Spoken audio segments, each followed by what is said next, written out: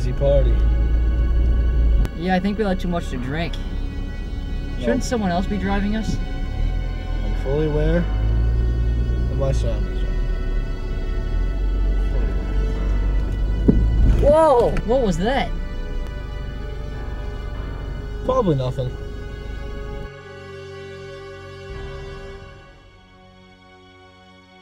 And that concludes the local sports. In other news, a hit and run was reported last night at around 3 a.m. on the corner of Under Influence. An eyewitness claims to have seen two teenage boys fleeing the scene in a gold convertible. If you have any information on the whereabouts of these people, please call your local police department.